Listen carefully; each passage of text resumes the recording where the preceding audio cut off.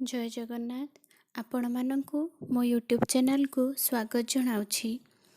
आज आमे केउ देवादेवी को पूजा कले केउ फल मिली थाए ताहा जानिबा।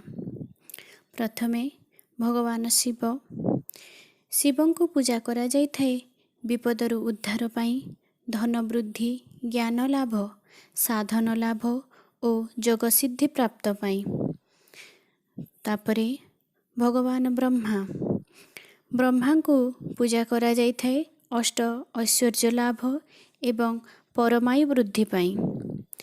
विष्णु भगवान को पूजा करा जाए वैकुंठ लाभ और परमगति लाभ पाई। निरोग शरीर एवं तेज वृद्धि पाई अग्नि को पूजा करा जाय थाए। नेतृत्व और प्रतिष्ठा लाभ पाई पूजा करा जाय थाए इंद्रदेवों को। धनवान एवं सुख प्राप्ति पाई कुबेरों को पूजा करा जाए। वरुणों को पूजा करा जाए परम सुख लाभ पाई। सूर्यों को पूजा करा जाय थाए निरोग शरीर पाई और गणेशों को पूजा करा जाए बुद्धि और ज्ञान लाभ पाई।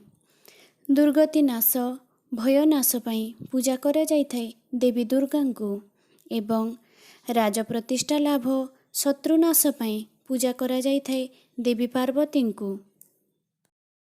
लक्ष्मी को पूजा करा जाए ऐश्वर्य लाभ पाई एवं विद्या लाभ पाई पूजा करा जाय थाए देवी सरस्वती को।